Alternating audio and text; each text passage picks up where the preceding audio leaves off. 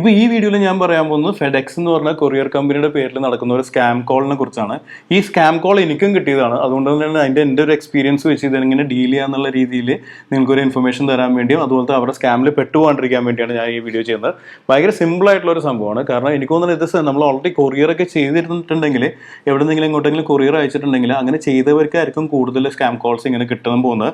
കാരണം ബേസിക്കലി നമ്മളവിടെ കൊറിയർ കമ്പനിയിൽ അങ്ങനെ ഡീറ്റെയിൽസ് നമ്മുടെ ഫോൺ നമ്പറെല്ലാം കൊടുത്ത് രജിസ്റ്റർ ചെയ്യുമ്പോൾ ഏതെങ്കിലും തരത്തിലുള്ള ആ ഒരു ഇൻഫർമേഷൻ നമ്മുടെ ഡീറ്റെയിൽസ് വേറെ ആളുടെ അടുത്ത് ഈ സ്കാം നടത്തുന്നവരുടെ അടുത്ത് നമ്മളുടെ ഫോൺ നമ്പറും ഡീറ്റെയിൽസ് എത്തിയിട്ട് നമ്മളെ തന്നെ ടാർഗറ്റ് ചെയ്തിട്ടാണ് ഇതിൻ്റെ കോൾസ് വരുന്നത്. ഫോർ എക്സാമ്പിൾ എൻ്റെ കാര്യത്തിൽ എന്താ സംഭവിച്ചതെന്ന് വെച്ചിട്ടുണ്ടെങ്കിൽ ഞാൻ ചെന്നൈയിൽ നിന്ന് കൊച്ചിയിലേക്ക് ഒരു കൊറിയർ ബുക്ക് ചെയ്തിട്ടുണ്ടായിരുന്നു. അതുപോലെ തന്നെ ബാംഗ്ലൂരിൽ നിന്നും ഇങ്ങോട്ടൊരു പാർസൽ ബുക്ക് ചെയ്തിട്ടുണ്ടായിരുന്നു. ഒന്ന് ചെയ്തത് ABT പാർസലിലായിരുന്നു, രണ്ടാമത്തെ ചെയ്തത് ബ്ലൂ ഡാർട്ടിലായിരുന്നു. പക്ഷേ ഇതിന് രണ്ടും ഈ പറയുന്ന ഫെഡെക്സ് ആയിട്ട് യാതൊരു ബന്ധവുമില്ല. പക്ഷേ ഇത് ട്രാൻസിറ്റിലായിരിക്കുന്ന സമയത്ത്, അതായത് കൊച്ചിയിൽ എത്തുന്നതിന് മുമ്പായിട്ട് എനിക്കൊരു ഓട്ടോമേറ്റഡ് കോൾ വന്നായിരുന്നു. ആ ഓട്ടോമേറ്റഡ് കോളിൽ വരുന്ന your shipment has been returned, please call this number, അങ്ങനെ എന്തോ ആദ്യം വന്ന് ഞാനത് ഇഗ്നോർ ചെയ്തു. രണ്ടാമത് അന്നത്തെ ദിവസം തന്നെ ഈവനിങ് വീണ്ടും എനിക്ക് വന്നു. ഇത് ട്രൂ കോളറിലോ അങ്ങനത്തെ ഇതിലൊന്നും ഇതിൻ്റെ അകത്തൊരു സ്കാം അലേർട്ടായിട്ടോ അതോ അങ്ങനത്തെ ഒരു ഇതായിട്ടൊന്നും കണ്ടില്ല. ഇതിൻ്റെ അകത്ത് ആകെ കണ്ട ഒരു 10 ഡിജിറ്റ് നമ്പറിൽ നിന്നാണ് ഈ കോൾ വന്നത്. അപ്പോൾ വീണ്ടും ഈ കോൾ വന്നപ്പോൾ പറഞ്ഞത് your parcel has been returned, press 1 to get the details എന്ന് അങ്ങനെ വന്നു. അപ്പോൾ ഞാനത് പ്രസ് ചെയ്തു. ഇമീഡിയറ്റ്ലി ഇതൊരു കോൾ സെൻറ്ററിലേക്ക് കണക്റ്റായി. എന്നോടൊരു ലൈവ് പേഴ്സൺ സംസാരിച്ചു. എനിക്ക് സംസാരം കേട്ടിട്ടല്ല ഇംഗ്ലീഷിൻ്റെ ഒരു ടോണും ആക്സൻറ്റും കേട്ടിട്ട് ഇത് തമിഴ്നാട്ടിൽ നിന്നുള്ള ഒരാളൊരു പോലെ എനിക്ക് തോന്നിയത്. അപ്പോൾ പുള്ളി എന്നോട് പറഞ്ഞു, താങ്കളുടെ ഡീറ്റെയിൽസ് പറയുകയാണെങ്കിൽ താങ്കളുടെ ഡീറ്റെയിൽസ് പറഞ്ഞുതരാം, എന്താണ് സംഭവിച്ചതെന്ന് പറയാമെന്ന് പറഞ്ഞു. ഞാൻ ഡീറ്റെയിൽസ് ഒന്നും ചോദിച്ചില്ല. അതിന് മുമ്പായിട്ട് ഞാൻ ചോദിച്ചു ഇത് എവിടെ നിന്നാണെന്ന് ചോദിച്ചപ്പോൾ പുള്ളി പറഞ്ഞു ഞാൻ ഫെഡെക്സിൻ്റെ എംപ്ലോയി ആണ്, താങ്കളുടെ ഇങ്ങനെ ഒരു കോൾ വന്നിട്ടുണ്ടെങ്കിൽ ഫെഡെക്സിൻ്റെ എന്തെങ്കിലും പാർസൽ നിങ്ങൾക്ക് വന്നിട്ടുണ്ടാവും, അപ്പോൾ അതിനെക്കുറിച്ചുള്ള എന്തെങ്കിലും ഡീറ്റെയിൽസ് ആയിരിക്കും. അപ്പോൾ ഞാൻ പറഞ്ഞു ഇത് ABT പാർസൽ അല്ലെങ്കിൽ എനിക്ക് സംസാരിക്കേണ്ട, അല്ലെങ്കിൽ ബ്ലൂ ഡാർട്ട് അല്ലെങ്കിൽ എനിക്ക് സംസാരിക്കേണ്ട ആവശ്യമില്ല. കാരണം ഫെഡെക്സിലേക്ക് എനിക്ക് ഫെഡെക്സ് ത്രൂ ഞാനൊരു കൊറിയർ അയച്ചിട്ടില്ല.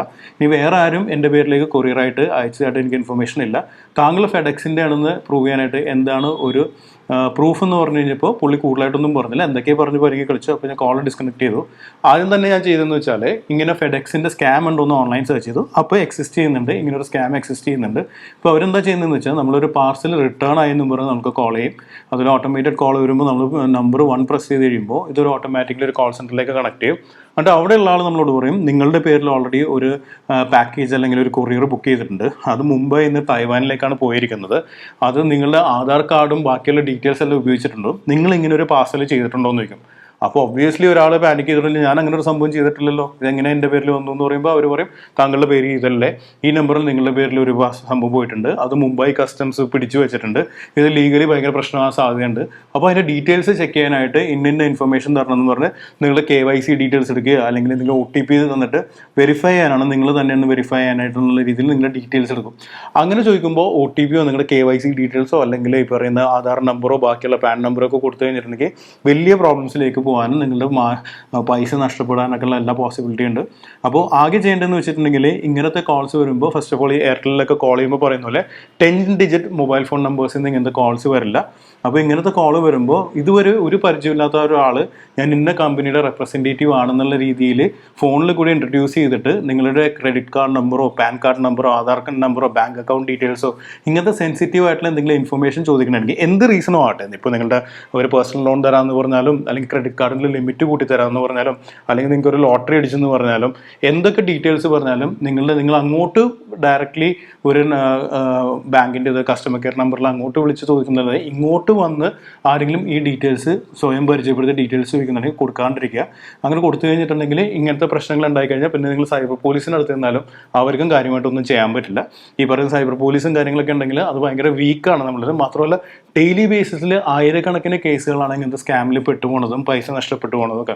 അപ്പോൾ അവർക്ക് എല്ലാവർക്കും ഈച്ച് ആൻഡ് എവറി സാധനങ്ങളെടുത്ത് ഇതുപോലെ സോൾവ് ചെയ്യാൻ പറ്റില്ല. അതുകൊണ്ട് നമ്മൾ സൈബർ പോലീസിൽ ഒരു ഇൻസിഡൻറ്റ് ഉണ്ടായതിന് ശേഷം അല്ലെങ്കിൽ പൈസ നഷ്ടപ്പെട്ടതിന് ശേഷം അല്ലെങ്കിൽ നമ്മുടെ ഡീറ്റെയിൽസ് പബ്ലിക് ആയതിനു ശേഷം പോയി ഒരു ഹെൽപ്പ് ചോദിച്ചിട്ടുണ്ടെങ്കിൽ അതിൻ്റെ നമുക്ക് പ്രത്യേകിച്ചൊന്നും ഹെൽപ്പ് കിട്ടില്ല. അത് അവരെയും കുറ്റം പറഞ്ഞിട്ട് കാരണം ഡെയിലി ബേസിസിൽ ആയിരക്കണക്കിന് ഇതുപോലത്തെ ഇൻസിഡൻസ് നടക്കുന്നുണ്ട്. ഓരോ കേസ് ബൈ കേസ് ഏറ്റെടുത്ത് അതിൻ്റെ പുറകെ പോയി ഇത് സോൾവ് ചെയ്ത് നിങ്ങളുടെ പൈസ തിരിച്ചു തരാനായിട്ടുള്ള അത്രയും വലിയ വർക്ക് ഫോഴ്സോ അത്രയും വലിയ സെറ്റപ്പോ ഒന്നും നമ്മുടെ സൈബർ പോലീസിനില്ല. അതുകൊണ്ട് ഏറ്റവും ബെസ്റ്റ് നമ്മൾ കുറച്ച് പ്രീകോഷൻ എടുക്കുക എന്നുള്ളതാണ്. ഇങ്ങനത്തെ ഭയങ്കര കൺവിൻസിംഗ് ആയിട്ട് ആരെങ്കിലും ഫോണിൽ സ്വയം ഇൻട്രൊഡ്യൂസ് ചെയ്ത് നിങ്ങളുടെ സെൻസിറ്റീവ് ഇൻഫർമേഷൻ ചോദിക്കണമെങ്കിൽ മാക്സിമം കൊടുക്കാതിരിക്കുക. അങ്ങനെ ചെയ്തിട്ടുണ്ടെങ്കിൽ ഫോൺ കട്ട് ചെയ്തിട്ട് വെരിഫൈ ചെയ്തതിന് ശേഷം മാത്രം അങ്ങനത്തെ കാര്യങ്ങളിലേക്ക് പോവുക. ഇതിനെക്കുറിച്ച് എന്തെങ്കിലും കൂടുതൽ ഡീറ്റെയിൽസ് അറിയണമെന്നുണ്ടെങ്കിൽ ഞാൻ ജസ്റ്റ് ഈ ഫെഡെക്സിൻ്റെ പേരിൽ നടക്കുന്ന സ്കാമിനെ കുറിച്ച് പറഞ്ഞത്. അപ്പോൾ നിങ്ങൾക്ക് എപ്പോഴെങ്കിലും ഒരു കോൾ വരുന്നുണ്ട്, ഫെഡെക്സ് എന്ന് പറഞ്ഞാൽ നിങ്ങളുടെ പാർസൽ റിട്ടേൺ ആയി, നിങ്ങളുടെ കൊറിയർ വന്നു, അത് നിങ്ങൾക്ക് ആക്സെപ്റ്റ് ചെയ്യാനായിട്ട് ഈ നമ്പറിലേക്ക് തിരിച്ചു വിളിക്കുക അല്ലെങ്കിൽ ഇന്നാളോട് സംസാരിക്കാമെന്ന് പറഞ്ഞിട്ടുണ്ടെങ്കിൽ, നിങ്ങൾ അങ്ങനെ ചെയ്തിട്ടില്ലെങ്കിൽ ഇതുവരെ സസ്പീഷ്യസ് ആയിട്ടുള്ള എന്തെങ്കിലും ഒരു ഇൻഫർമേഷൻ പറയുകയാണെങ്കിൽ അങ്ങോട്ട് തിരിച്ച് കോൾ ചെയ്യാണ്ടിരിക്കുക, അല്ലെങ്കിൽ പുതിയതായിട്ട് ഇൻട്രൊഡ്യൂസ് ചെയ്യുന്ന ആളോട് ഒരു ഡീറ്റെയിൽസും കൊടുക്കാണ്ടിരിക്കുക എന്നുള്ള ചെയ്യാൻ പറ്റുന്നത്. ഇതിനെക്കുറിച്ച് കൂടുതൽ എന്തെങ്കിലും ഡീറ്റെയിൽസ് അറിയണമെന്നുണ്ടെങ്കിൽ ഈ കമന്റ് സെക്ഷനിൽ പോസ്റ്റ് ചെയ്യുക, അല്ലെങ്കിൽ നിങ്ങൾക്ക് ഇതുവരെ എന്തെങ്കിലും എക്സ്പീരിയൻസ് ഉണ്ടായിട്ടുണ്ടെങ്കിൽ ഈ കമന്റ് സെക്ഷനിൽ പോസ്റ്റ് ചെയ്യുക. ഞാൻ വിതിൻ 24 hours റിപ്ലൈ ചെയ്യുന്നതായിരിക്കും. അതുപോലെ തന്നെ പുതിയ സ്കാമുകളെ കുറിച്ചും അതെങ്ങനെ ഡീൽ ചെയ്യാവുന്നതിനെ കുറിച്ചും കൂടുതൽ വീഡിയോസ് ഞാൻ ഈ യൂട്യൂബ് ചാനലിൽ പോസ്റ്റ് ചെയ്യുന്നതായിരിക്കും. അപ്പോൾ അങ്ങനത്തെ ഇൻഫോർമേറ്റീവ് യൂസ്ഫുൾ ആയിട്ടുള്ള വീഡിയോസ് കിട്ടാനായിട്ട് ചാനൽ സബ്സ്ക്രൈബ് ചെയ്യുക. അപ്പോൾ നമുക്ക് മറ്റൊരു വീഡിയോയിലൂടെ വീണ്ടും കാണാം. Till then bye.